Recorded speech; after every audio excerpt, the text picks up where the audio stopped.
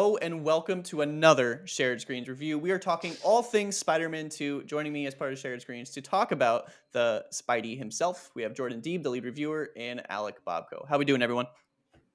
Doing good. Yo, I Fantastic. know that this is like a PG-13 rated channel, but I'm gonna show off my 19 inches real quick. Because come on, my guys. God. Come on. Can't even Look at fit in the that. frame. It's so big. Yo, that's what she said, you know?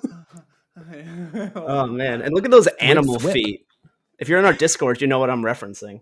We got some freaks in our Discord. If you're a freak, wants to talk about Venom's animal feet, join the Discord, bro.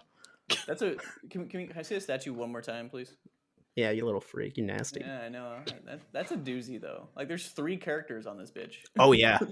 Like, that's a doozy. I like that a lot. Yeah. Is the webbing on Peter, like, flimsy?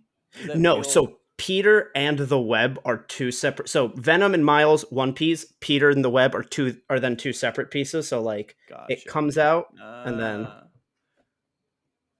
I still like it. Oh, that's in there. Good. So I put that in there. Concerned. Yeah. Yeah. No. Yeah. Okay. It's actually it's high quality. I mean, our intro shows the Spider-Man 2018 collector's edition statue that I own. I'm not gonna go get up and grab that, but that one comes up to maybe Venom's knee. Jeez. Yeah, that one looks like a doozy. I like that one a lot. Oh yeah, I'm loving it. Yeah. So we are reviewing Spider-Man 2 today on the PS5. Is this on PS4 or is it just PS5? It's just PS5 exclusive, like ripped apart. Having a hard time getting in there, Jordan? Yeah. It's too big. It's 19 inches, man. Doesn't go in easy. All those inches. So before we get into it, I just wanted to do like a brief our history with Spidey. We all know Jordan's a fanatic, but Alec, tell me a little bit about your history with Spidey. Yeah, so mine actually started at a pretty young age. This was back when I was a kid. I was into the animated series, and I think because my parents thought I was into the animated show, they happened to tape some rerun of Spider-Man and His Amazing Friends, which shout out to that show. If you guys don't know that, it's one where it's him, it's Iceman, and then I think it's Phoenix was the other one, or Firebird or something. It's like Firestar. I could be wrong. I think she was a character made just for that show where it's like she's got generic fire powers. So she's not Jean Grey and she's not Johnny Storm. But she's probably based off a really low level character from something else that they don't use. But we had like a VHS tape where our parents recorded a couple episodes, and I just remember watching that constantly because I loved Spider-Man when I was a kid. So that's what kind of, and then I obviously grew up and watched and loved the Tobey Maguire movies, Andrew Garfield, all those, and really like I really kind of grew my love for Spider-Man was the Spider-Man 2 GameCube game of the movie tie-in game, which that is a GameCube game for me, not a PS2 game. But that game is just a real quick side tangent. I remember rage quitting that so much because in the Mysterio level, you have to swing from the UFOs to get to the Statue of Liberty. And I just, for the life of me, could not do it. Yes. And put that game down for like a year, and then picked it back up and did it within like the first 5 minutes. I hate when I do that, when a game makes me rage quit, and I'm like, all right, let me go back, and then it's like first try. Yeah. You go back and you're like, this wasn't even that hard. What was I doing? Yeah. So I don't know, but I just absolutely love that game, and that's part of the reason why I love the Insomniac Spider-Man game so much. It's basically just the evolution of that. Sure. And Spider-Man 2018 was actually my first platinum, and literally have platinumed every Insomniac game since then. And actually, before this review, I started playing this the Friday night, around the 20th. Played a few hours that night, and then I think I played like 10 or 11 hours both Saturday and Sunday, and then I wrapped it up about 3 hours on that Monday with rolling credits and getting the platinum too, shortly after credits, and about 28, 29 hours. Yeah, I meant to look before I got on. I don't remember how long my playtime was actually. But I don't think I'm gonna get the platinum unless I'm just stupid. Because like the one trophy, because I have 3 trophies left. 2 of them I know I can get easy if I actually wanted to, but one of them is like get 25 stealth kills from the web line, Oh, and I that's don't so know. easy. Yeah, but I have no what place to use the Okay. web line now. Yeah. Because So I did everything. Oh, gotcha. I'm somebody I'd have who, to start over. yeah, I'm somebody who also went in and was like, do the more platinum stuff after I beat the story. And so I got stuck with that one, Austin. It's harder to do post game, but you still can. You just have to. It's easier to do as Miles because you can go invisible. Mhm. But you just go around the city and look for like random crimes, like the Mhm. pop ups. Mhm. And what's good is if you don't if you get caught, it still counts. So you can just kind Oh, of I see. like start off by doing a couple, go invisible, make them lose you, and then you can finesse it. It's annoying, but like I was able to get that one Mhm. yesterday. Yeah, because like the way I played, I did everything possible before moving on with the story, and my clock says 24 hours, so like Mhm. almost 100% of this motherfucker. Yeah. But yeah, I think I could get it, but yeah, because I tried that what you just said, and then like I don't know if I was just at a weird spot, but it wouldn't let me use the web line. Like it would only let me Yeah, like some Mm. zip to the missions. wall. Yeah, some missions are weird. I had that issue too, but like Anyway, it's annoying, but you can still do it. yeah, I think I'm just good. But But anyway, go on. Sorry. yeah, it's honestly, I think this was the easiest platinum of all the Spider-Man games. Like, because I did like what you Interesting. said, Austin, Mhm. and um, just kind of was doing it as I was playing, not necessarily like intentionally doing it, because I was kind of like we had that podcast a while back of our like kind of gaming schedules for the rest of the year, and was thinking like in November and December I would kind of go back and do some platinum cleanup, but I was just loving this game so much that I was just doing everything I could, like kind of Mhm. as the game unlocked or as they unlocked in the game. Yep. This is another one for me personally where like the gameplay is king for me because Yes, Yeah. we'll get in traversal is. we'll get into it, but some of the story stuff I didn't really love actually. Um, but is you finished with your history with Spidey, Yeah. Alec? Okay.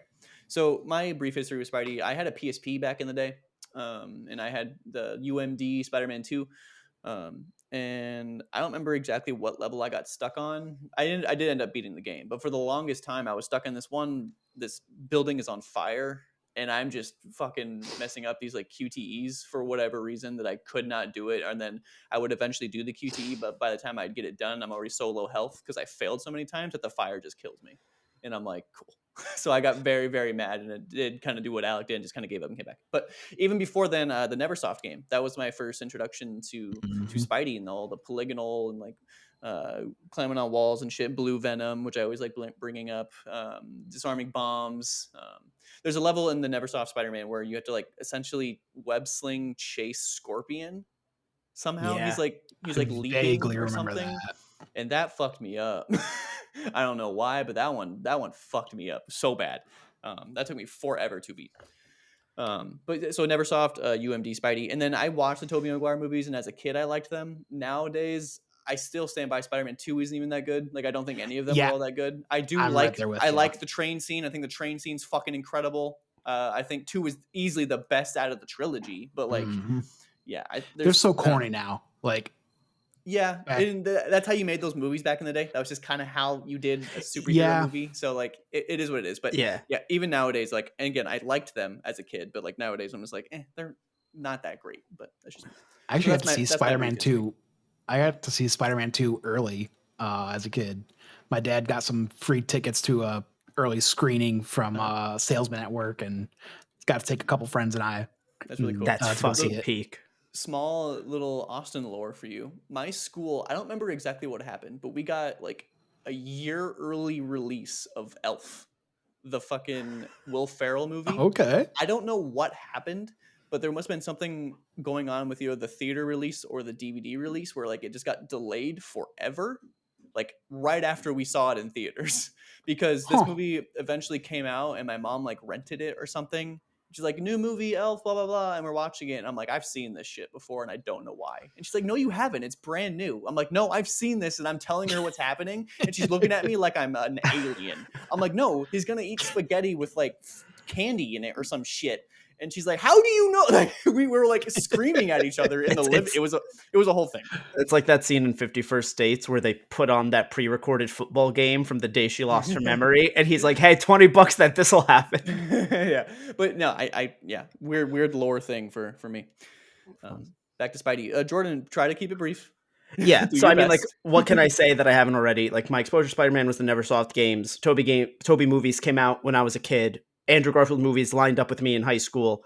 But my history with this version of Spider-Man, PlayStation Spider-Man, is very special to me. And so that's actually what I want to focus on, because we all know Spider-Man 2018 came out September of 2018. Me, Spider-Man fanatic, I ordered that collector's edition months in advance. It was the only collector's edition I've ever bought. I've only had 3, the 19 inches being my third one.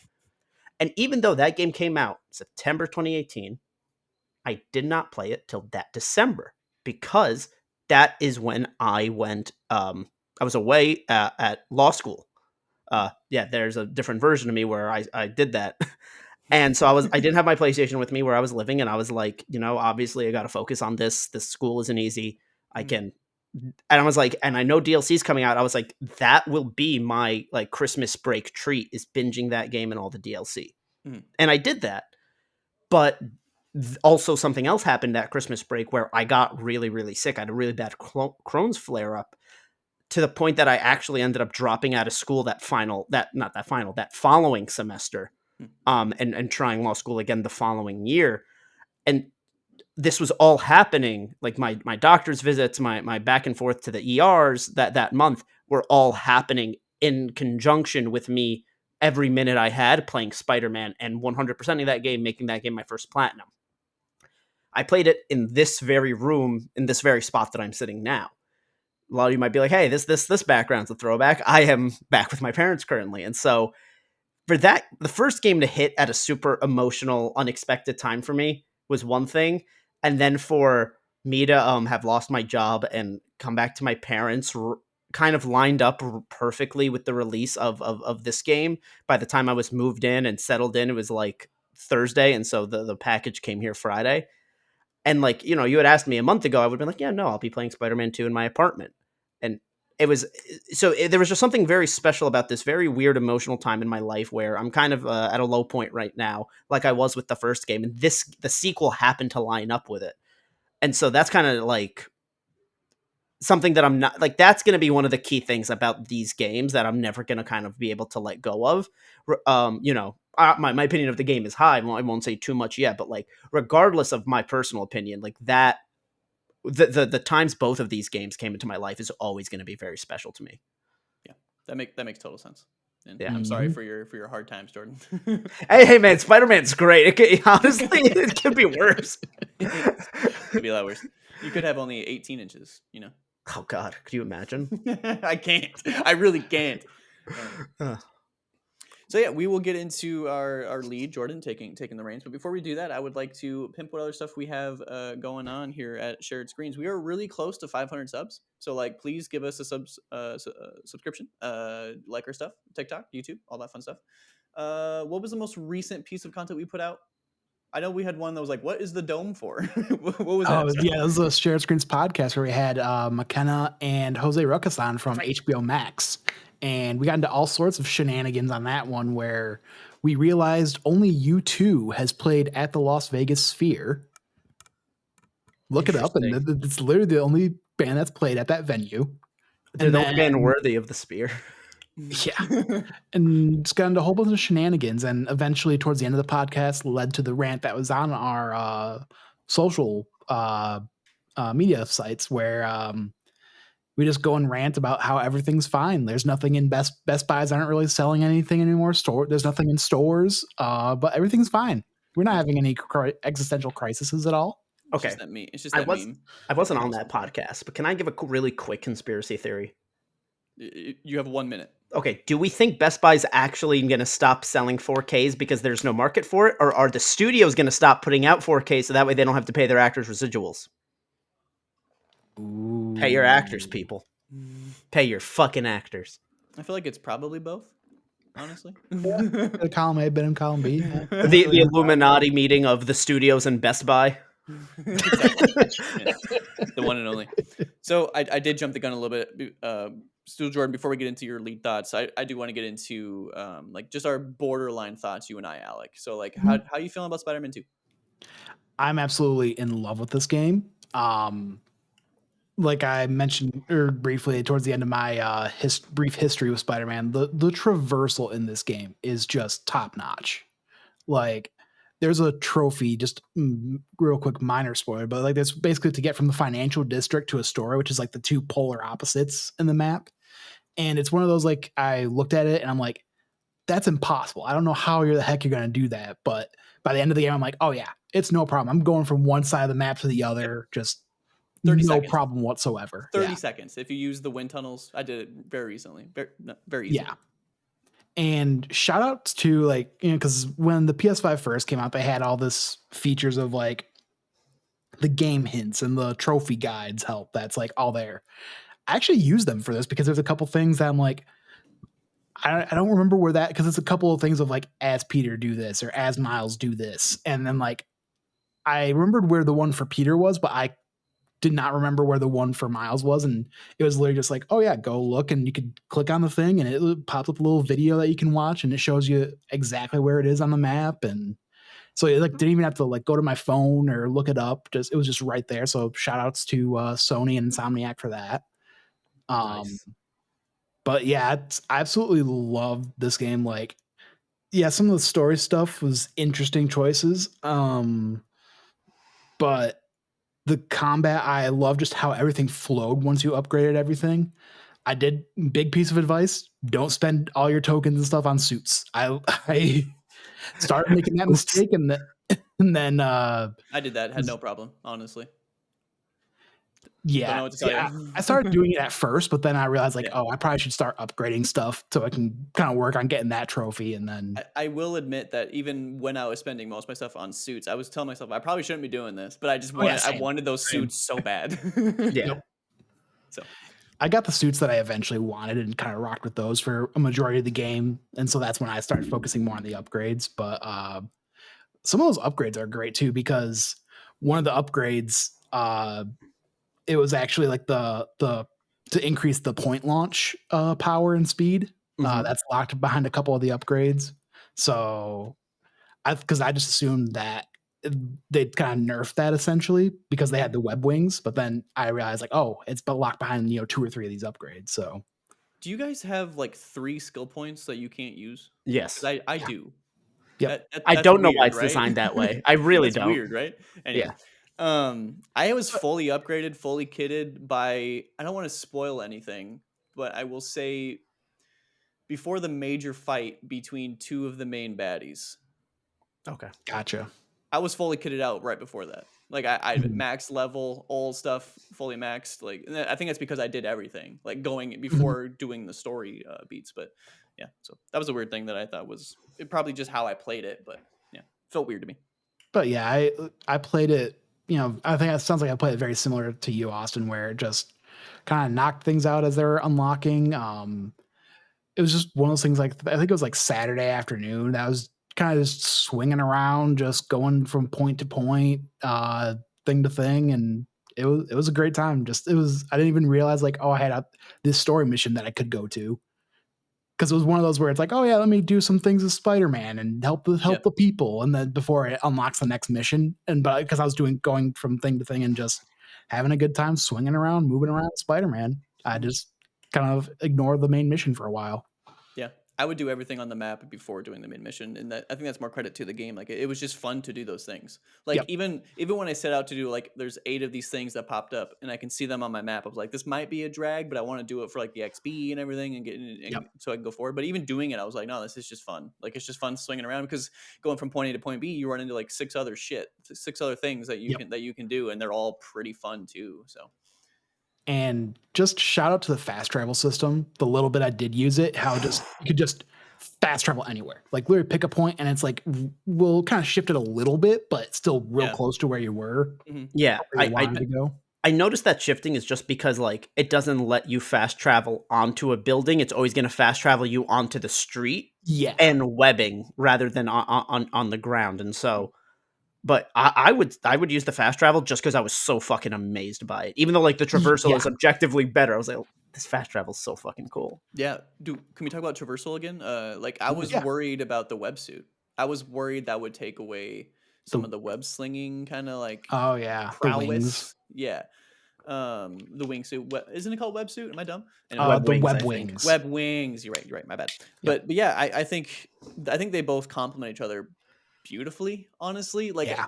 I felt myself doing both of them. I mean, clearly I was swinging more because that feels cooler to me. But like I found myself using them in tandem like all the time. It Oh was yeah. never I'm only gonna swing or I'm only gonna use the wings. It was just like yeah, I'm I switching think. in and out. If I get really high point, then I'll use it for a bit, and then I'll start swinging. And yeah. Yep. But I think for me, I was kind of more using the wings towards the end the most, just because you could kind of get going pretty quick once you get some of the later skills. Mm-hmm. Because then you can use the jump Mhm. to kind of gain altitude real quick, and then you can actually there's a skill towards the end where you can dive and gain speed and open your web wings before you hit, and it gains you a bunch of speed. So Yep. they give you the tools you need to just absolutely fly across this map, That's right. literally. It's Yep, so he's fucking not fun. lying. That is not a lie. So I will. Is that your Borderland thoughts, Alec? Yeah. I want to cut you off. Okay. Without spoiling too much, there was a certain side quest in this game that I want to shout out right at the top, and I think you'll know what I'm talking about. It's you and a character sitting on a bench talking about a certain subject. There's two of those. I might need you to be a little more specific. Save You're that. looking for someone's family member. Yes. Okay. Yep. And That's a that good one. I had to take a second. Oh, yeah, I same. had to. It was that well done. And I want to say there's like 3 or 4 of those moments in this game, and I think they're all really, really, really well done. So like in that aspect, I'm like the writing pretty damn good. Some of the other writing really bad, and I don't know why, but we can get into Okay. that when we get farther in. I had a few glitchy animations that really, really made me laugh because again, they didn't happen a lot, but when they did, I like laughed out loud. There's a moment where you are Peter and you walk into a location and someone's introducing you to people like other scientists will say and he's like hi how you doing and his arm was just like how you doing Oh, there hello jeez. and it's like I was like what is happening so like Peter I made a joke I was like it's venom it's venom it's venom he's got him he's on top but yeah Hey so yo, he's on top, bro. oh, he's on top of it but they're the character oh my god I can't believe I did this the deaf character. I hate that I have to butcher her. Haley. Thank you. Jesus Christ, I'm the worst person. I love her character. I think she's Yeah. really well done. I like that there's like ASL practically everywhere in this game, and like I learned a few things from doing that, looking them up. So thank you for that. The last thing, because like I said, the gameplay is king. Gameplay is genuinely king. This game is fun as hell to play. Like most Insomniac games. Yep. If you just no brain this and go when you want to like I don't know kill 30 minutes, like you will do that and you will have fun and it will go by super fast. The writing, like I said, some moments really, really, really like top notch in the industry, and then some moments I really think like they just kind of squandered a certain character. They used a certain character in a weird way. But besides that, 6 to 10 crashes is what I have on my notes. Oh, My geez. game crashed a shit ton, and I don't know why. Because like when I don't remember if it was Assassin's Creed or if it was something else. It was Starfield that I had a lot of crashes too. So maybe it's just my stuff. Maybe it's just my Series S and my PS5. But mine crashed at least 6 to 8 times. It might even be more. Where I'm just swinging, and also I'm just beep, and the error code pops up, and like son of a bitch. But yeah. So I didn't have any crashes. The biggest, like I guess, bug that I had was towards the end of the game where you get Miles' last power, and oh, you couldn't use it, right? Yeah. The prompt is on screen. I had the same bug. So I just had to restart the checkpoint, which literally puts you right there, and it was fine. Me too. So it was fine, but I was like, I'm thinking like I'm trying to get my other controller like powered up, and like is my X button broken or yeah. So yeah, but I it also was Psycho Mantis is a Spider-Man villain now. You got to use your other controller. I also had a moment where like I restarted a checkpoint and then I tried to go walk across this plaque as Haley, right? Yes. Haley. And there's like a certain level you play as Haley, spoiler, sorry. And it just wouldn't let me walk across it. No matter what I did, I could restart the level. It still would not let me. So I had to restart my game and come back to that save, and then it worked. But I was just locked out of continuing the Mhm. level. And the only reason I restarted that level to begin with was because I got to a prompt where you have to interact with a cat, and the button just wouldn't pop up. So I was just like, okay. So I'm just here wandering around thinking I'm doing something wrong. So like that whole thing, that whole experience that I really liked was just bugged as hell for me, and that I didn't like. That sucks. But Damn, yeah. because that's a really cool mission. And I could feel that. I could feel it resonating. This is something that was like worth experiencing in this game, but it was just a buggy mess for me. So that's But unfortunate. I will say, just quick going back, just shout out to Insomniac for, because I think that's something that, or not that, but the technical side of this game is something that I don't think they get enough credit for. Like, this is one of the best looking games I've ever seen, and they have one of the best looking like ray tracing on a console. Like in the performance mode, it looks so good. I'm playing a steady 60 FPS on PS5. Which normally, like when the PS5 was first announced, that shouldn't be an issue. But we've seen so many games that struggle to hit that 60 FPS in performance mode, and this has 60 FPS steady and ray tracing. Yep. The ray tracing in this game is arguably too good, because I noticed for some suits that are like very shiny and armored, they reflect so much the suit always looks like it's battle damaged. Like the best example I can give for this is Programmable matter. No, actually, it's and very mild suit spoilers, but like in this game, obviously we know that there's like color variations of suits that have already existed. So this Iron Spider, not the MCU one, the comic one, I think it's that they distinguish them by calling them Iron Spider armor versus Iron Spider suit. I'm talking about the comic one. It has a variation where instead of red and gold, it's white and gold, but they added a lot more gold to the back, and the gold is the reflective part. And so I put that version on because it gave me like White Ranger vibes, just because like of the color scheme and where the armor is. Oh, and so I thought the same thing. I didn't put that on, but I was like, hey. Yeah. Granted, Miles straight up has a Togasaku suit, and that's not a spoiler because that was in the pre-release. That's literally a pre-order bonus.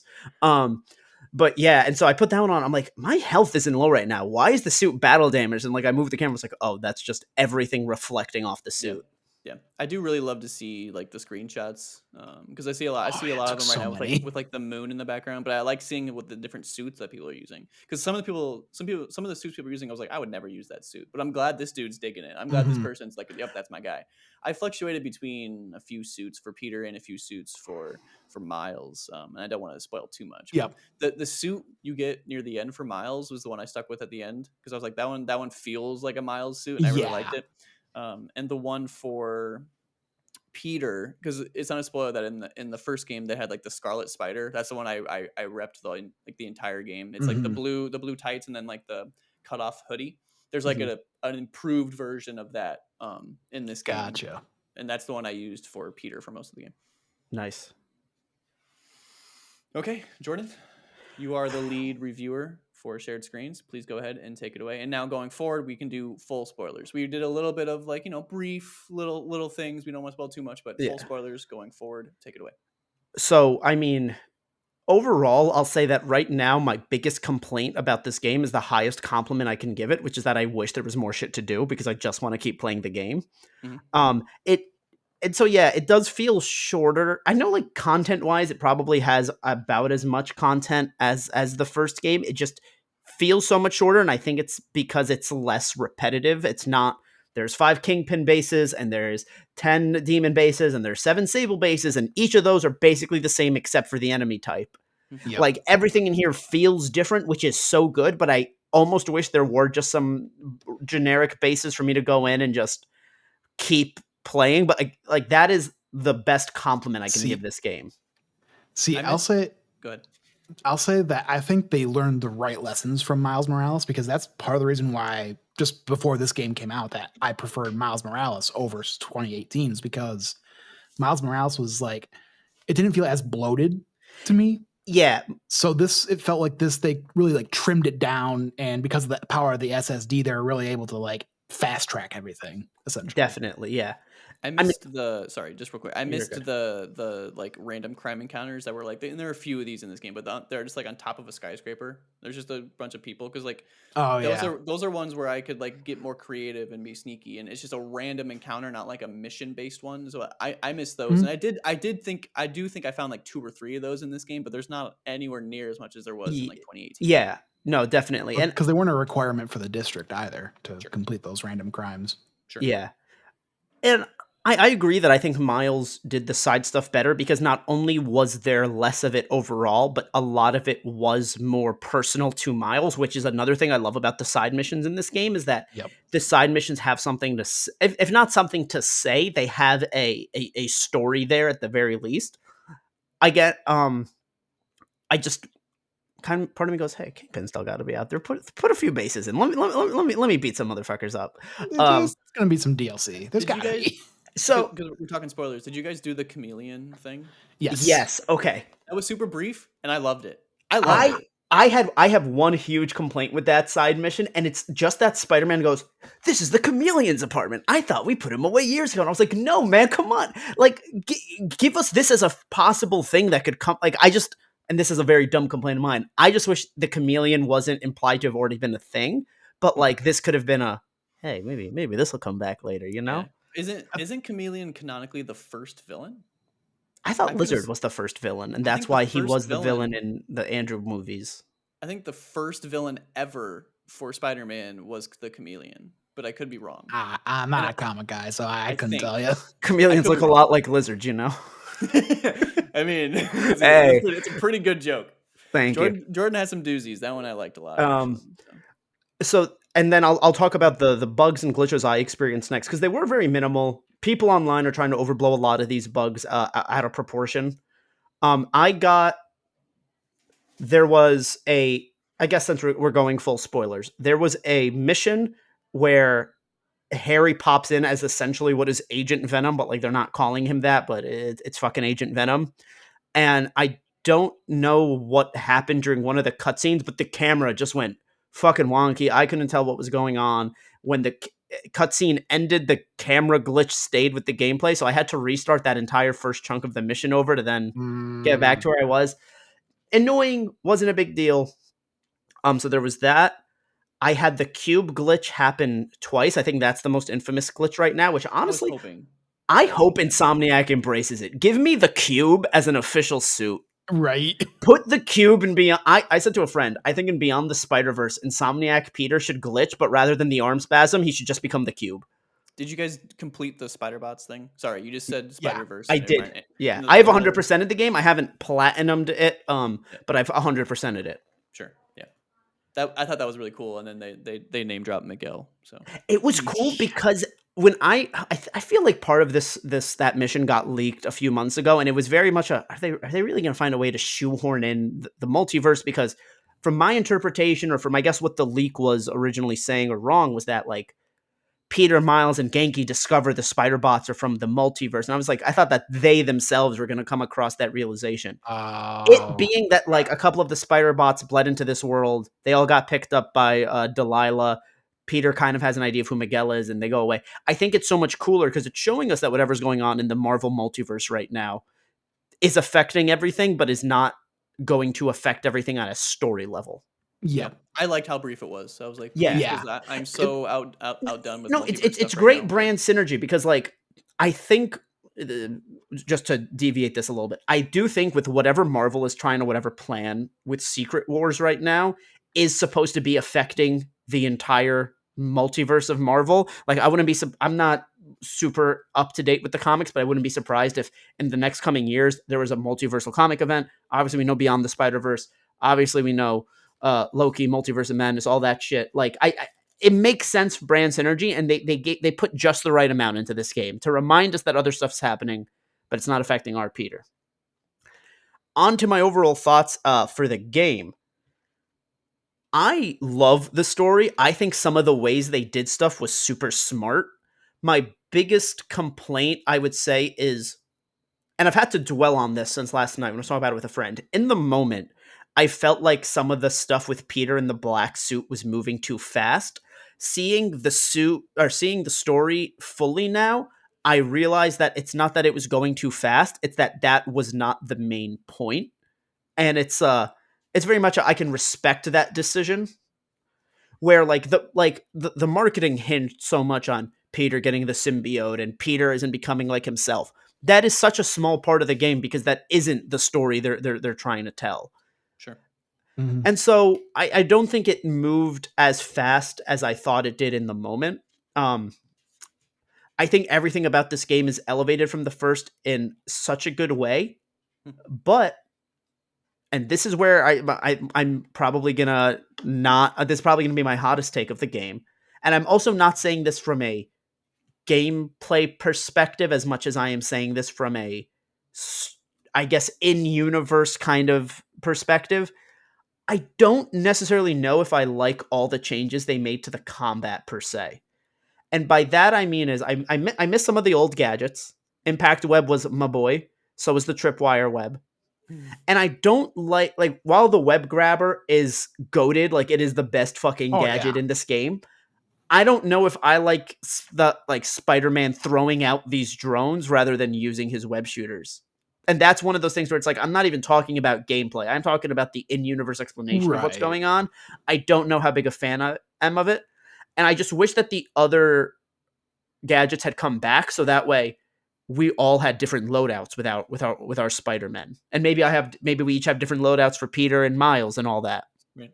Um I think it makes sense in universe for how late in the game Peter is. Yeah, like my friend said the same thing. He's like, "Yo, he's been Spider-Man for 10 years." And it's like I can believe that Peter is making these drones. It's not like it's taking me out of it completely, and it's not like when people watch like Tom Holland Spider-Man, they're like everything he has is tech-based and it was just handed to him. Like I believe it. I just don't necessarily know if I like seeing that like almost all of these gadgets were drones rather than variations of the web shooter, cuz like the impact web and the electric web all felt like stuff that were still, I mean, not just felt like, they literally were, but they all felt like just variations of the regular shooting a web ability that Peter gives himself. Sure. But like, hey, with this one I'm gonna, electrify the webs. With this one, the webs are gonna shoot out in a way that like forces the person back. Yeah. But like, no, the combat feels great. I just wish that there were some returning features as well as like more web shooter stuff. Even if it was post game. Yeah, even if it was post game. I was surprised that the spider arms were reduced to just the special moves and not like a power up combo. Yeah, kind of like as a replacement for the symbiote surge. Like maybe you get it when you in the sections where you don't have the symbiote, and then when you do / the anti venom version of the symbiote, like you could still switch between them the way you can switch between abilities. But like again, that was just a surprise to me. That's not necessarily a negative per se. Yeah. I thought I got locked out of the trophy for that. The symbiote surge, like having to do abilities during that. Oh yeah. So they had like, I looked at the trophy and I had like 22 of 25 after the suit was removed or the symbiote was removed. So I'm like, crap.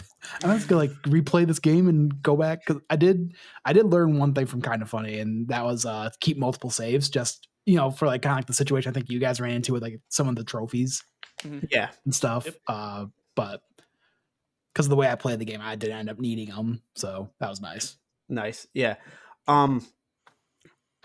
I'm trying to think. There's just so much I could say because I'm so happy with the game we got. Do we have any last second thoughts on the gameplay, like the combat itself? Because I think Insomniac are like kings of like rhythmic combat, like and gadgets, and I do think the gadgets. I agree that the gadgets felt like they took a step back.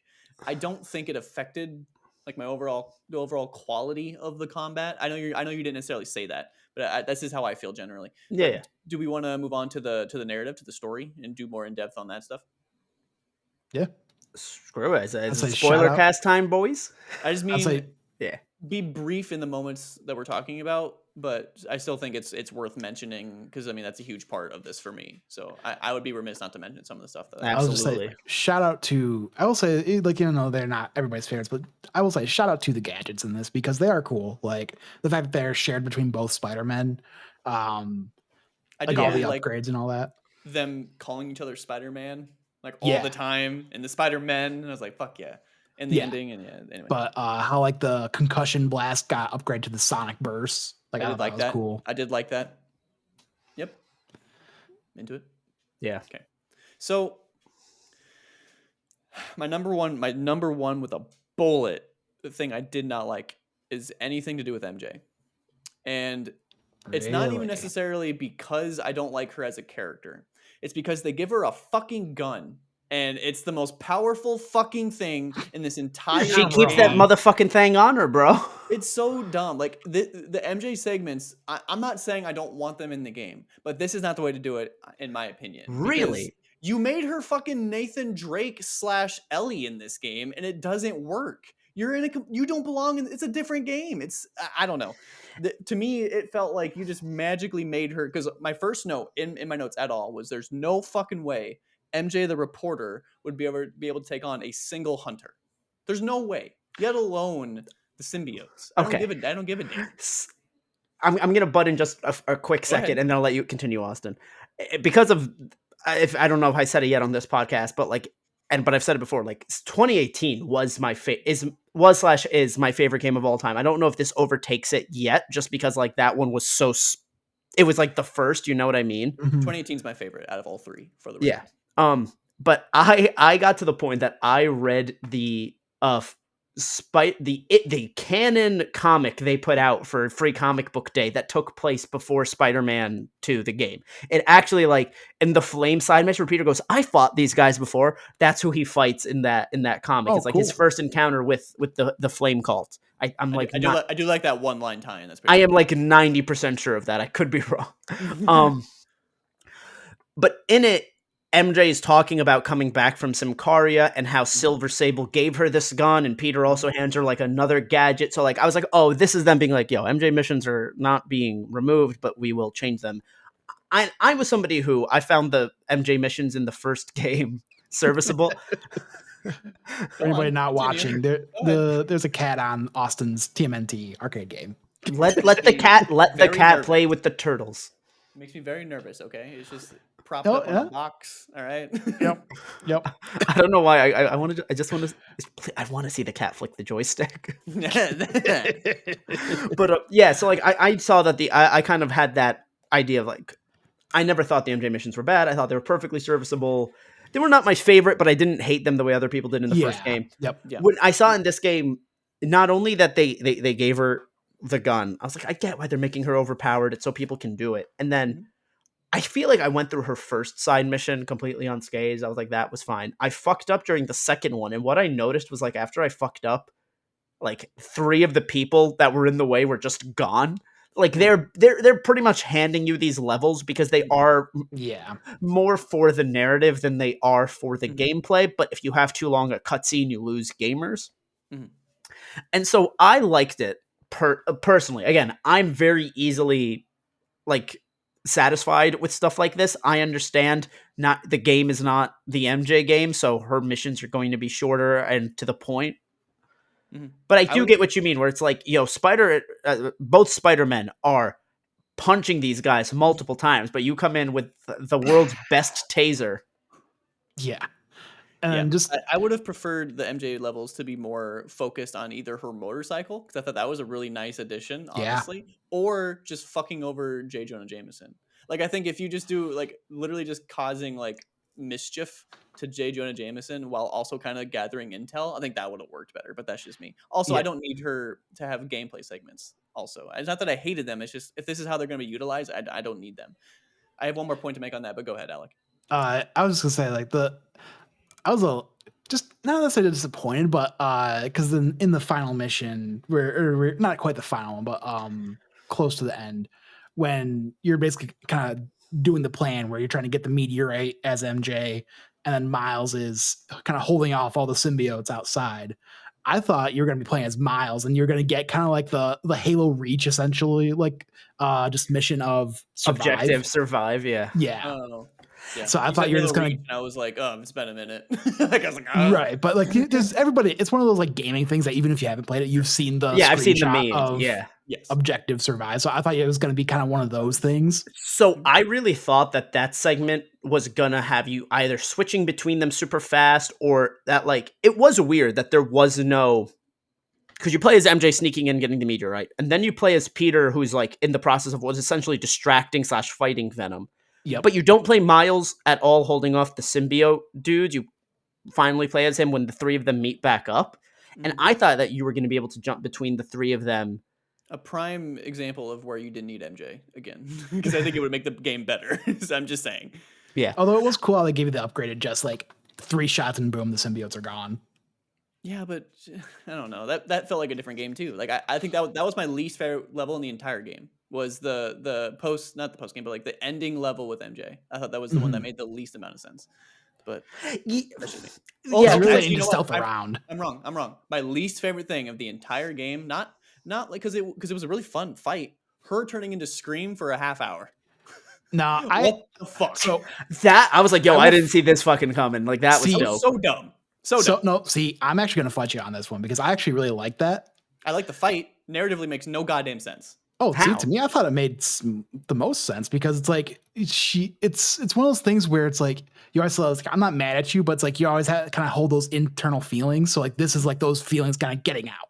This was Peter MJ's couples therapy because they don't have the time or money to go to a real one. And I like that aspect of it, but I did not like how they did it this way. I don't think Harry just coming over and being like, now I can turn people into a really strong symbiote that is way stronger than every other symbiote you're going to fight. And it happens to be MJ, who this is something that like for the story of that moment, I get it, but everything else I think doesn't make any sense. See, I think that's the only aspect that makes sense. I didn't know a whole lot about Scream, so like during that boss fight, I kind of looked up a few things, and I found out that like I guess when Scream in the comics, when like Scream was made, other symbiote were also made, and so I thought we were going to go into a segment where Harry turned more important characters into these other well-known symbiotes, like not Carnage because Carnage is a separate symbiote altogether. They tease him coming in. Oh, they do, and I'm yeah. We'll get to that. We'll get to that.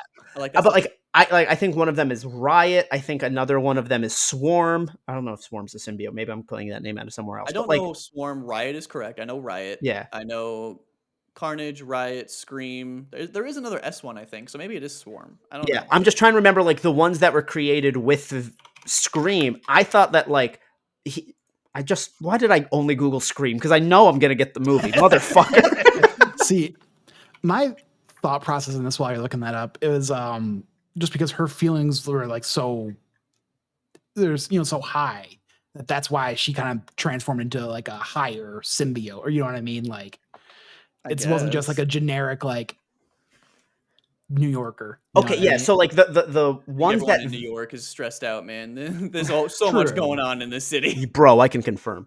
But yeah, so I looked up the other symbiote that these are symbiotes that Venom makes. Other than like, there's like the grunt ones that we fight, and then there's Scream, Lasher, Phage, Agony, and Riot. So I thought we were gonna get all of them. We're like, maybe Miles becomes Riot, and then I didn't know who was gonna turn into the other three, but like. Mm-hmm.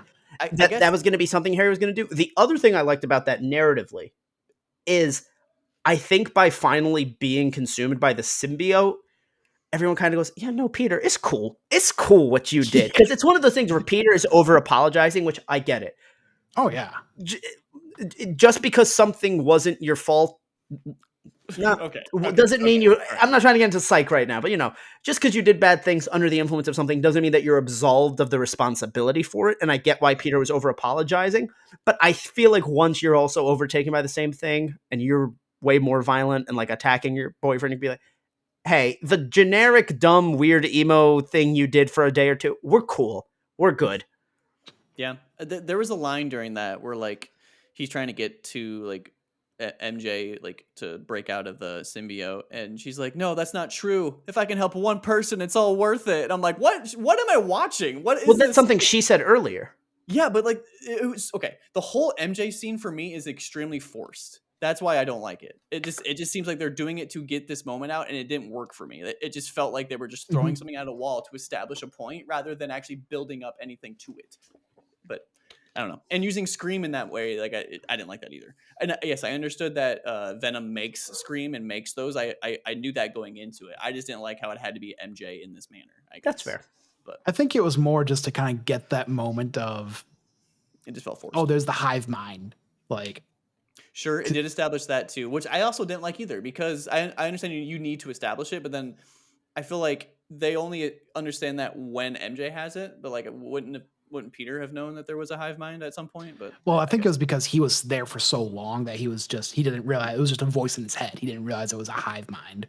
I mean, I guess, It but I was feel like still kind of you can growing. turn that on its head though. But You were in there also so think long, about how you need to much, know more. yeah. But also think about how much, like, and this is the other thing I love about the game is how we see what the symbiote / Venom turns into, and you're like, well, then if Harry's had this for who knows how long, by the time he like reintroduces himself, how come none of this happened to him? But the game, I thought, was so smart at the first exposure Peter has to the meteorite, the suit gets more in depth, meaning that it's It liked him. stronger. His anger gets deeper. Like every Mhm. exposure makes it the more better version of Venom.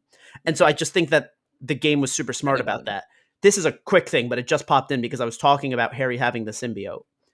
That opening intro where Harry asks Norman, "Hey, if I don't survive, take me out." And Norman puts his arm on Harry and the symbiote just comes out of Norman and encapsulates Harry. Are we supposed to take that literally, or do you guys think that was more of a like how Harry interpreted the moment from now being in the tank? Like, are we to assume that there is some of the symbiote in Norman during this entire game? I have no I wouldn't idea. say some of it. I would say he was probably just like on him because he was like probably exposed to it, and it was just him like transferring it to Harry. Like, Now does it matter? I mean, Because isn't it all destroyed now, or am I wrong? it is all just. I I'm guess, yeah, it assuming doesn't is. matter now. Well, see, that doesn't make sense Because to me either, because all those people post game are kind of there anyway, and is Carnage still out there? Like I don't know. Yeah, because that's a separate symbiote. that was still in his canister. Because I think that was the second one they created, kind of an artificial one. Okay, if it's artificial, cool. I don't think is Carnage artificial. I don't think he's. I think Carnage is like. genetically modified. I think I think Carnage is like canonically like. He's a separate being. He's a separate symbiote. Not actually Venom's daddy, but he fucks up Venom on like on their planet and shit. Like they don't like. I think technically, I mean, this might be the weird like actual Venom movie, but isn't it like Carnage technically kind of like his kid or something like that? I don't think so, but I could be wrong. I mean, also one line, yes, one line, no. You know, it's one of those Right? things. Yeah, different iterations. But anyway, yeah. Well, I would say since we're talking about Carnage, just shout out to that mission with the flames at the end, because I was not expecting Carnage at all. Oh, really? Okay, so it looks like the reason why Carnage is so fucking strong is because it gestated. So I don't know where it necessarily came from, but it gestated in Earth, which is an alien environment to it. So that's why Carnage is so much more fucking crazy. It's like it developed more defense mechanisms. That's funny. But they mentioned early on that the dude's name is like Cletus. Or do they mention it early? No. Oh, yeah. I didn't notice that at all. Yeah, because I noticed it at the the end where she goes, "I'm gonna look at his aliases, this Cletus Cassidy and something," but obviously Cletus is like the important one. Yeah. Do we know who voiced the Flame? Because I heard a rumor going in, and somebody was like, "I'm gonna tell you this rumor because I think it's bullshit," but it was that Cletus Cassidy is in the game and he's played by Cameron Moynihan, and I was like, so I was trying to when I realized that character at the very end of that last mission was supposed to be Carnage. I was like, I tried to pay attention to the voice and I could kind of see it. But when somebody told me that, I was like, Cameron Moynihan's done one video game and it's also encapsulated his face. And this game hasn't been doing that with big stars, which is why I don't believe it. Sure. I mean, Yuri Lowenthal nailed Oh, the role yeah. as Peter. Before we move on real quick, I'll just say like one, I don't know if it was a bug or if it was you're meant to fail these quick time events, but like in that mission when you're trying to derail the train, I was like, I know I hit the L2 and R2. I know I hit those buttons. Or, yeah, she throws like 3 bombs at you or whatever to use. The first one, nailed it. Second one, I did the exact same thing. Didn't work. Third one, I was like, oh, I hope this works. And it worked. The third one worked for me. But the third one did not. Yeah. The second one just didn't work. It's like I know, worked. I know. I was like, I knew it worked, but I'm thinking it was one of those like he says, like they wanted you to derail the train. So sure. In terms of like characters, like I really, really, really like anything to do with Miles. My favorite character by far is Miles. Yep. Like like I mean like upper echelon, like S tier. Yeah. I really like. I don't think they do enough with, but I really like Craven. I think Craven was an interesting character. It's all like cliche in a way, but I think it's well done enough, and they get rid of him enough. I think him dying early, not early, but him dying is like Mhm. a nice. I liked that. I think they could have used more of him before that happened, but And I kind of like that happening. the story bits you get from the hunter bases was really cool too about his family. Yeah, I like that a Yeah. lot. I like that he dies fighting Venom. I think that's really, really cool. Yeah. Definitely Um, cool. And I liked. we brought up. Sorry, I just want to do one thing Oh, yeah. before I forget. We brought up Norman Osborn already. Norman Osborn, honestly, like performance wise, was really good. Oh yeah. Like the It's scenes so where he's good. like the scenes where he's like, "I'm so happy you two are together again," which I don't even know if I believe that he's like Right. feeling these or if he's just acting. But like regardless, I was like, "Fuck," I think I believe him, and I don't want to. So I'm gonna give a hot take. I think Norman is fairly genuine in most of what I feel like as the audience from the first game. The second we see the name Norman Osborn, we're like, "Yo, guards up! It's Gobby, you know, he's gonna gobble you up." They say G series at the end. Just saying. G Yeah. serum, G series is a watch. G serum. No, yes, and we could get to that in a second, but the story they've given Norman so far, he doesn't seem to be this evil mastermind. He is a fairly generic, semi-corrupt politician businessman. Like he definitely has red in his ledger, but I He's don't just typical fuckbag, not like a super villain. like I think a lot like ooh, this we could be going into a slippery slope here, but like a lot of people after the first game try to compare him to a Trump figure, and I kind of don't even get that level of like bad person from him. Like again, he's done him and his More- corporation have done fucked up stuff. But He's more of a Mitt Romney. nah, I'd say he's worse than Mitt Romney. Okay. Anyway, I don't think Mitt Romney's like. Listen, I'm not a fan of Republicans. Anyway. I don't think Mitt Romney's ever hurt anyone. anyway, But like, there is a genuine sound when he is when he's talking about his family specifically, and like obviously family's the one thing that can make anyone genuine, even probably the most evil people we can think of. But like I was loving that he was just like, no, I don't give a shit that your office blew up. I don't want to lose you. We've already lost your mom. Like, and would they show us it with the flashbacks that like he wasn't one of like they don't do the movie stuff where it's like, I'm rich and I never had time for my son. Like he's clearly always been there for his kid. And like I feel like that's gonna make the turn that much more sinister. It's just he's a man who's lost and grieved so much.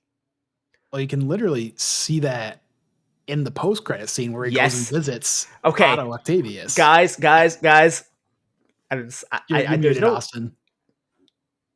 sorry, I said Octavius is writing the final chapter. Guys, Listen. I've been saying this since the end of the first game. There's no record of it because I didn't have a podcast then. And I've said it on other stuff. I'm telling you now, and I've said it at the end of the first game. The third game is going to be the Superior Spider-Man storyline. I'm fucking calling it right here, right now. That is what Otto is writing. Which shout out to because that's the suit I used as Peter the most was the Superior Spider-Man. Oh, dude, there was that one color segue that it was mine. The red line or the black lime green and gray one. I was like that was made for me specifically. And then for Miles, just I guess since we're in the spoiler section, I used the 2020 suit for Miles that had like the LED helmet. Yeah, and the jacket. I used the purple one of that. That was the one I used the most. I was switching around so much, but I switched around a lot. But like that was probably my two like and I used the most. There was one that I don't remember what it was called, but there was one that just oozed like Prowler, and I wanted that. Oh, it's a couple of them. Miles has a lot of like the Prowler colors in a lot of his suits, but there's the one that I think is called Family Business, which is like supposed to be. Maybe. So for a good chunk of the game, I used like the Prowler suit, but with the red and black color scheme. So it both invoked Miles' Spider-Man, but also his uncle's Prowlerness. And mine was purple and green. I will say overall, I am actually a little disappointed by the suits in this game because I think one was just so good. I didn't want a single suit gone, and so many were. And I understand it's more than a palette swap. There's different models. You have to make sure every suit doesn't glitch in every cutscene. I'm not holding it against that, but I think the reason why that took the suits overall in this game down a peg for me is so many of the suits we got in the first game are just simple but variations of the classic red and blue. And since we had already kind of like used all of those, I felt like a lot of the ones we were left with in this game were very over designed. Like the 5 pre-order suits for both of them are good, but they're not my favorites just because they all feel like they have so much going on. And I like the over designed to an extent. I just wish that I had more of the ones that I missed still there, because like the Mark IV Spidey suit is my favorite because it's the classic red and blue, but it's armored in tech.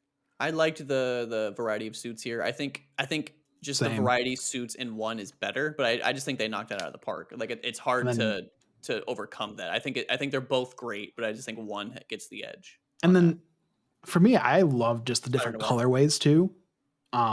Just because like I love seeing some of the suits that I did play as previously, but just using different colors in them.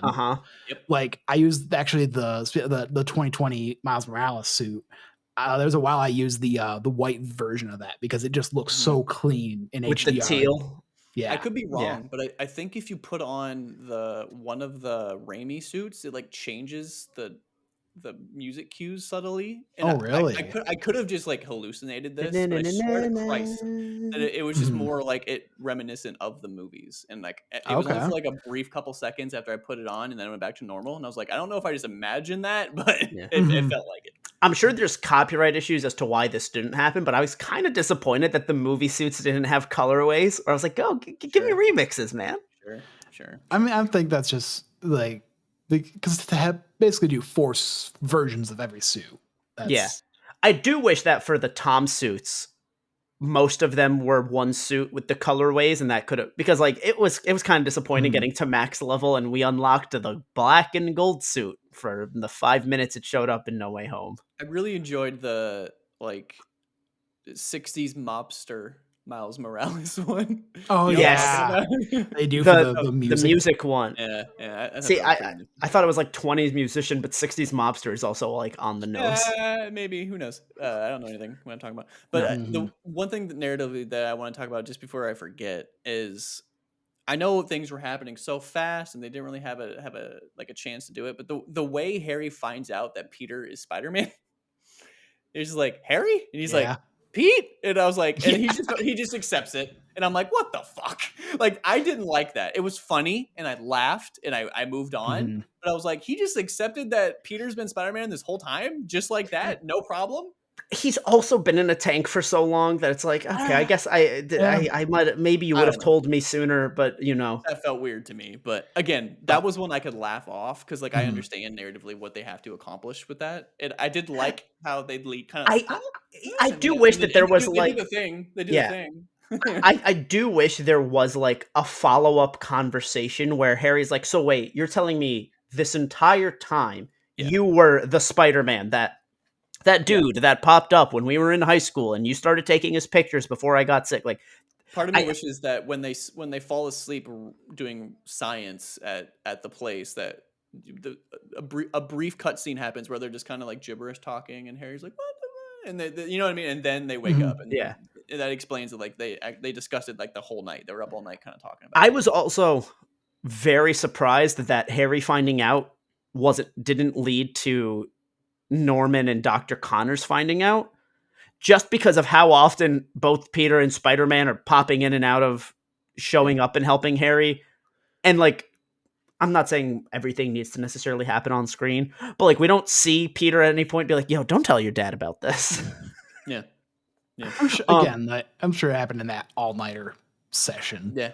Yes, which also brings me up like two things I had where it's like, one, are there no security cameras in this place where no one's gonna be like, hey, Harry just barged in with Spider-Man. Spider-Man's mask is off. It's Peter. Also, I'm convinced the whole block from where Peter and MJ live, they know, and they're just protecting him. Convinced. Oh, yeah. He always flies into the same fucking house. He took off his mask and ran in there several times. MJ is constantly calling him Peter when he's in costume.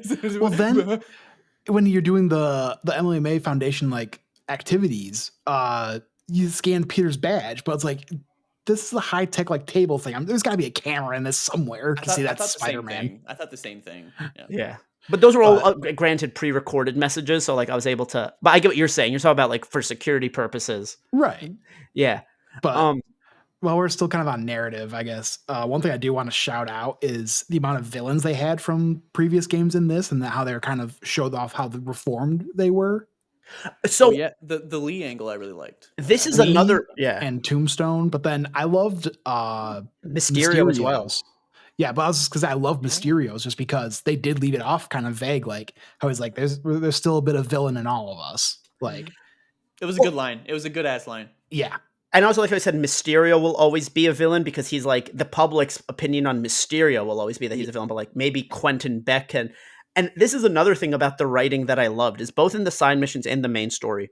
Not only is Peter's belief in second chances constantly reminded and shown to us, so is his no-kill rule. More so than others, like, and we all know Spider-Man has a no-kill rule. I think most bigger heroes do. Like Batman, it's like one where it's like it's legitimately part of his character and it needs to be brought up in like every Batman iteration. But other heroes, not so much. I'd say Spider-Man is like that close second. But they did such a good job of like showing in second chances, and Miles has that aspect of too, where his dad believed in second chances, and his whole conversation with Lee, which is, I mean, I want to talk about that separately. Oh yeah, but I thought that was all so smart. And like legitimately, like Quentin Beck, as far as we can tell, is actually trying to be a better person. Tombstone, I'd argue, is the one who like Tombstone and Sandman are both like, dude, I just want to do my job and go home. Like, yeah, they are the two that I'm like, they have truly changed and become different people. And it's shown there. And I loved how we got all that reminder that Peter believes in second chances. Peter doesn't kill. He's happy to see these people improve.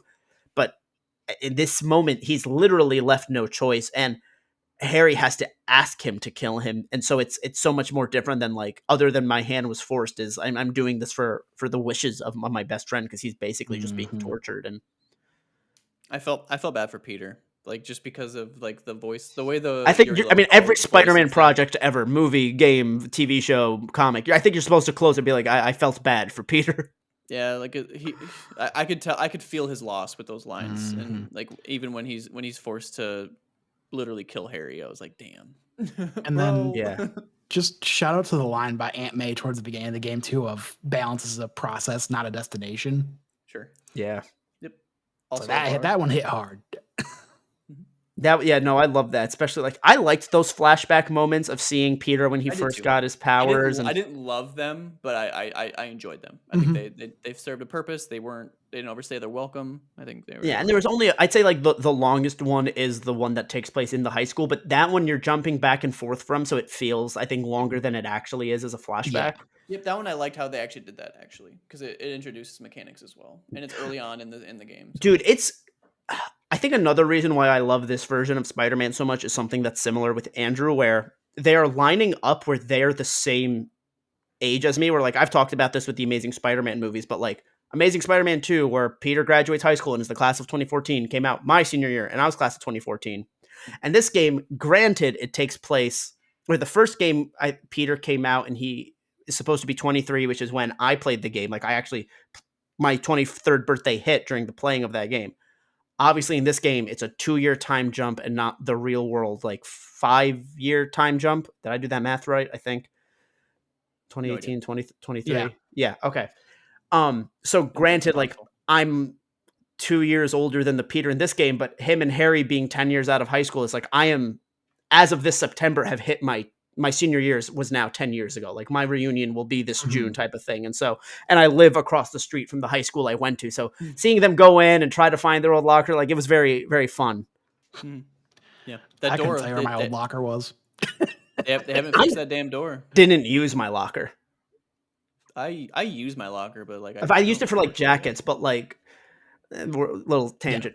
Compared to the other high schools in my area, my high school is so small, both population and size wise, that while every school gets 5 minutes between classes, we trim it down to 3 because you can get from one end to the other in 3 minutes. But it's just tight enough that I never used my locker. I just kept everything in my backpack, and that's why I have back pain now. Well, fair enough. But yeah, no. Awesome. Do we want to discuss the whole Lee thing? And the scene between Miles and Lee, and how like he was like, I cannot and I will not forgive you, but like I can't do this anymore. We kind of need this. We kind of need each other right now. Yeah. So like let's get this done. And then the way he saves him too, really cool. Yeah. I really like that because I feel like it's it is true that sometimes forgiveness isn't given because you necessarily are over what somebody did to you, but you need to forgive them for yourself. But I really liked Miles being like, I'm not gonna forgive you, but I do need to let go of the hate I carry for you, because that hate, the hate you can carry for It's weigh somebody him down. can weigh you down. And like, I think we've all been there in various ways. I don't think anybody's ever been there in the superhero level, but I liked that they still made that distinction of like, hey, Miles is going to let go of his hate, but he's not going to forgive. And yeah, I did also like Lee kind of facing what he did, being like, yeah, I wanted to make someone else suffer and I did bad things, and there's really no argument for what I did and I can't take it back, but the least I can do is help you. Yeah. We're already going a little long, and I don't want to talk forever about this, but like, I don't think both villains, Kraven and Venom, were like top-notch villains. I like Kraven a lot. I don't think Venom was fully utilized the way I would have liked him to be done. I think like the ending of him like basically taking over New York was a little weird, honestly, in my opinion. I think that's more just a video game kind of trope, because every video game that Venom's in he always takes over, turns everybody into symbiotes. I feel like just because there's a trope doesn't mean you should do it. But I'm not a video game designer. I don't know what I'm talking about. I thought the same thing though. But I just thought that was a little off to me. I don't think the villains were bad. I just don't think they were like top of the line. Like Otto in the first game was really good for me. Like I really think like he's the top of the line in terms of villains. But and even Finner, the Tinkerer in Miles Morales, like that moment at the end, it's like, oh my gosh. Yeah.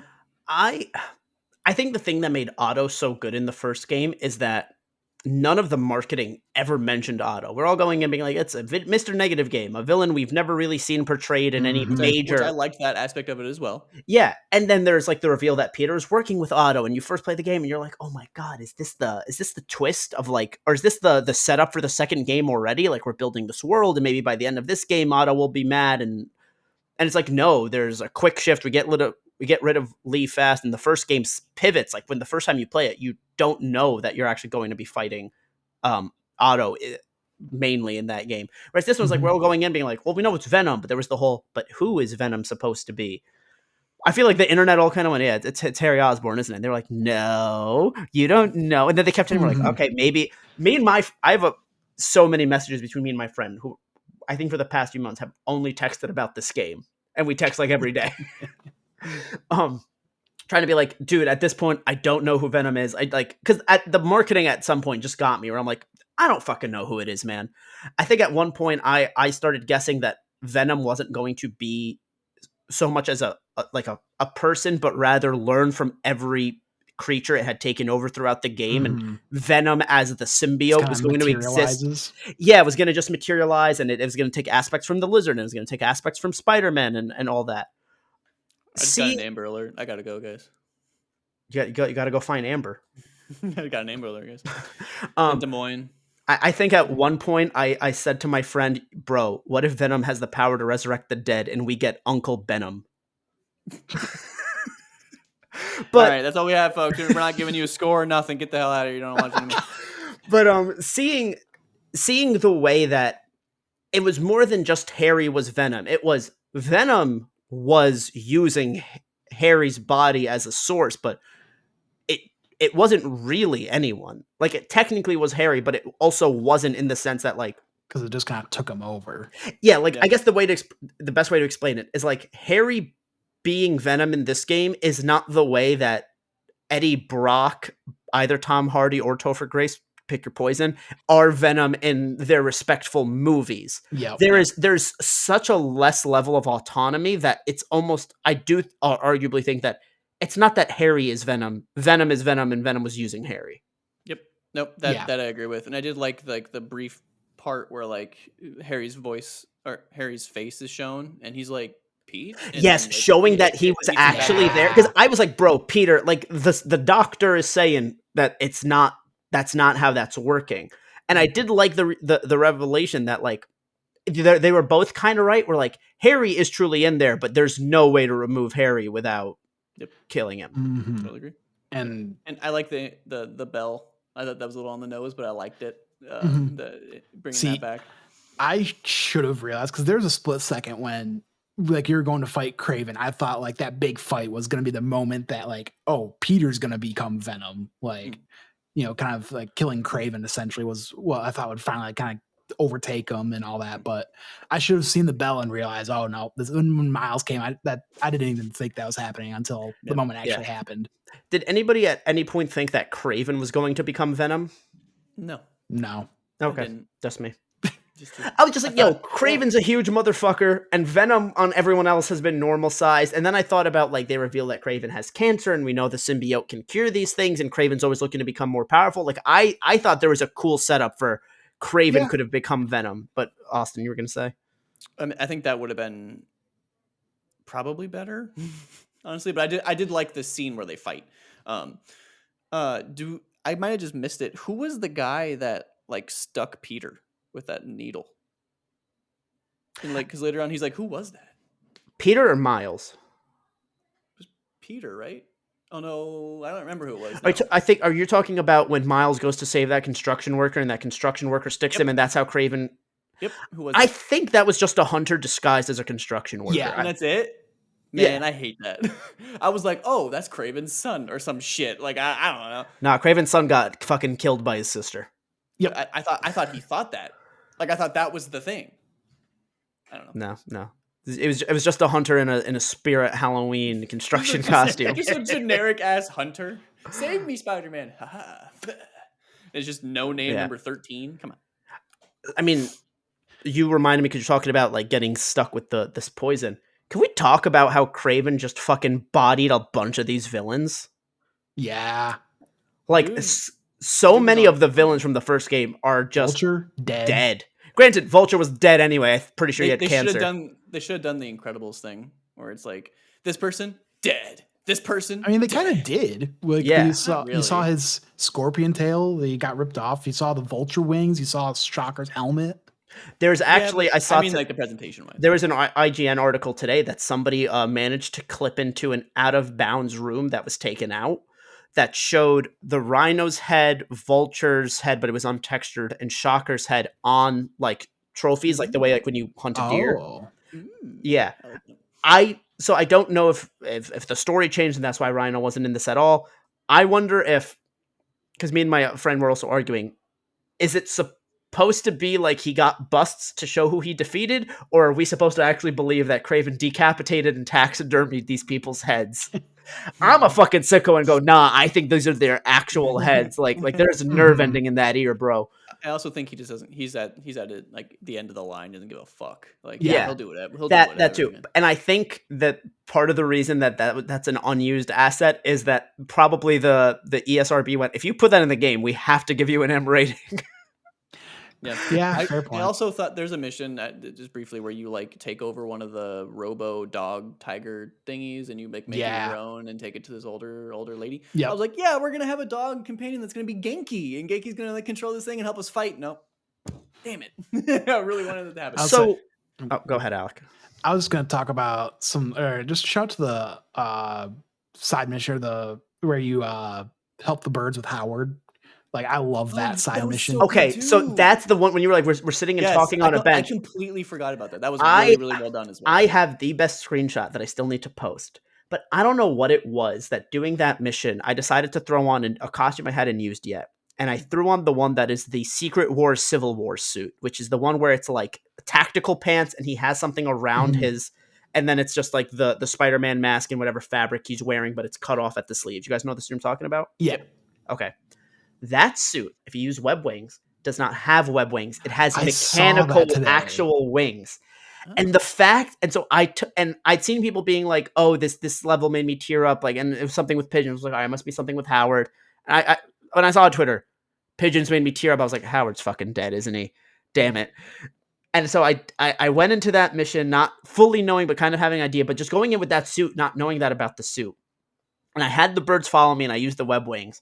And so I took a picture where Spider-Man is gliding with actual wings and there's pigeons all around him. And I was like, oh, I love this. Yeah, it's really good. Yeah, I took a good, cool screenshot on that one as well, just because the song that was playing, like, it was just a really cool vibe. Yeah. Totally agree. I think in terms of like the side content just in general and the writing that went along with the side content was really, really good. Oh yeah. Like there's oftentimes where like once again gameplay is king when it comes to that kind of stuff, but I think they really went out of their way to try to get those experiences, those narrative experiences that don't have anything to do with the main story, but like they have to Mhm. do with essentially parts of the not the main story, but like a key part of the story for one. Like those are characters that came at least the bird guy Howard is Howard, in yeah. one, right? Yeah. He's in Miles Morales as well. Yeah. So I like don't he know if was you have a a mission with character. him, but like, yeah, he's a reoccurring character, and that Yeah. like we got a full character development with him. Yep, really well done. Really liked that. Is there any? Finding Grandpa. That was That was the one I we, brought up Yeah. earlier in the episode that I just thought was like that was because the Howard one was like damn like that hurt me, but the Grandpa one for whatever reason like I I had to teared just up at that. Yeah. I had That to one, put the yeah. controller down and go like grab a drink, like go grab a drink. Let me tell you. Yes. Yep. I don't remember what suit I was wearing for that, but I know there were people on Twitter talking that they did that mission with the Andrew's second suit, and so he's sitting on a bench in Andrew's second suit, and he goes, "Have you ever been in love, Spider-Man?" And people are like, "This hits different with this suit." Mm-hmm. Yeah, no, you're Yeah. totally right. Yeah.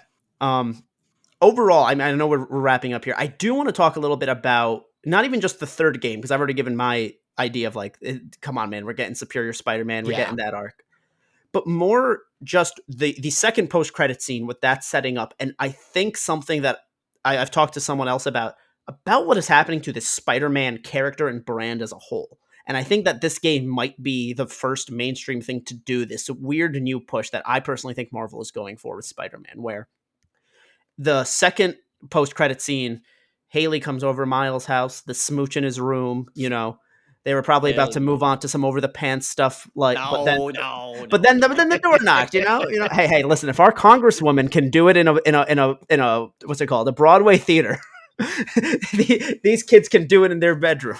No, Miles is a gentleman. That wouldn't have happened. But anyway, and so that guy introduces himself, and he introduces his daughter, Albert Moon, introduces his daughter, Cindy Moon. I thought the dude was going to be someone like I thought a it was too. dude. I don't know who it was going to be, but when they didn't, I thought if we were going to meet him in the middle of the game, he was going to be someone important. Then I completely forgot about him, and then I was thought like, he'd be Chameleon, but I was wrong. No, but so it's Albert Moon. He introduces his daughter Cindy, and it cuts out. We don't see her face. I don't. Great. Yes, so that is because, and I'm familiar. I know of this character's existence. I don't really know much about them as a character, but that character is Silk, who is another spider person. Yep. Her name's Cindy. Yes, Cindy Moon. She is the spider character of Silk, and I thought it was the character because again you only see like a silhouette, and it had been a bit since I played that part, but I thought it was like the other artist that she met on that level, but I could be wrong.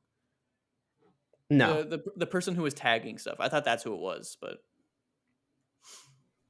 I mean, I don't believe so. But, yeah. No. It's supposed to be that it's Cindy Moon who's the character Silk, and I think we're getting something, a shift in the Spider-Man overall kind of mythos of the character, where we've had an issue over the last 60 some odd years with Spider-Man, where some writers insist he's like Peter Pan. He can't grow up. We can't show character development for Peter. There's the whole one more day fiasco with post Civil War, with them basically nullifying Peter's marriage to MJ and him not having a kid so they could bring him back to being a teenager and all that. But between this, like what the three games in the Insomniac series has set up with the not Spider-Man and His Amazing Friends that Alec mentioned earlier, but Spidey and His Amazing Friends, which is a show for preschoolers, that has Peter swinging around with Miles and Spider-Gwen. And of course, beyond / into the Spider-Verse and across the Spider-Verse, basically being an army of spider people. I think we're getting into something where, in order to appease both fans, is like we're going to get Miles as the new novice in the comics, and Peter at this point, for the last few years, has been fairly. Newest comic run wasn't great. They do a bunch of stupid decisions, but overall, Peter is an adult. He has Parker Industries. He is being a mentor, and also Gwen is now in the mainstream universe because they condensed all the universes together. And so I think we're going to get essentially the Bat family, but with spider people. And I think that that's going to become something that Marvel as a whole begins to do more regularly with Spider-Man. And I think we're getting hints of that. But this game seems to be the one that's going to be like, no, if Peter is Batman and Miles is Robin, Silk is going to be like Orphan, and then somebody is going to end up being the Tim Drake. Like, we're going to get a family of Spider people and all their helpers. And I think that's why also they're giving MJ so much more autonomy in these games, giving her stuff to do, because Sure. there is a universe where MJ is a superhero, and I don't know if it's that she has natural powers or if she's like a Black Widow, Black Cat thing where she's just well trained. But I do think we are going into a kind of like the most perfect version of Spider-Man, where he's established, he's got his stuff, and he has people under him. And I guess we didn't really talk about the ending, but do you guys... I feel like it was weird where they didn't say Peter retired and they let you play as him after. I took it more as like, he's not retiring, but him and Miles are going to be more respectful of, we're not both on call 24/7. I took it as they are essentially swapping roles. Where like now Miles is the main one. main Spider-Man, and maybe now Peter is pretty much done unless like shit has hit the fan. Yeah, I like to get here now, So please. the thing that made me think maybe they're Stay in shape, please. Yeah. To me, the thing I think that is causing them to be more of a balancing act is that when in that post-credit scene, when Haley comes over and she goes, "You're not wearing your suit," that means that Miles has basically said, "Hey, even if something goes down right now, like, I'm not leaving this dinner." I see what you mean. It leans into that whole balance is like the destination thing, that quote that I'm butchering. But I do like that. I think that's more of a like my canonical brain for that is that they discussed Peter knows, hey, Miles has a thing right now. I'm on call for this one thing. Exactly. Because they established that. And I think you're right. But I do think that would be a rare occurrence. Like, I do think Miles would be primarily like the guy. Yeah, and that those events won't always literally happen where what Peter's on call. I would say that's literally what it happens. Like Miles like puts his hand on Peter's shoulder. It's like, I got this. Mm-hmm. Yeah.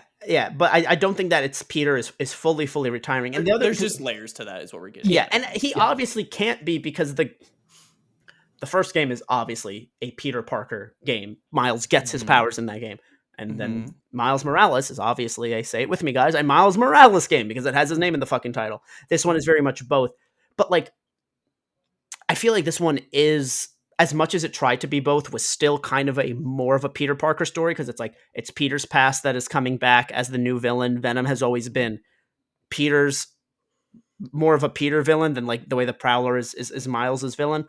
And what the third game seems to be teasing with Goblin and with my speculation of Superior Spider-Man, like those are both Peter's stories.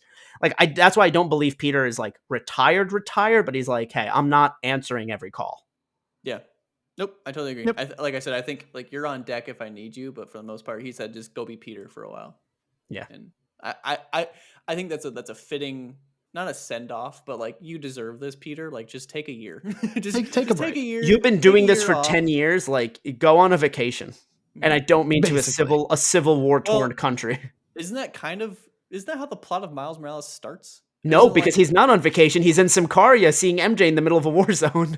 That's right. Yeah. I thought he was on vacation, but no, that's why I said don't go on a vacation to a not civil war torn country. It's like it'd been a minute, so I don't know what you're referencing. But yeah, I think like the next game, the villains are clearly there's going to be a Goblin involved. Do we think Goblin will be Harry, or do we think Goblin will be Norman? Norman. I took it to be Norman, but like I feel like he's going to force Harry to take the serum, because he's like he sees his son.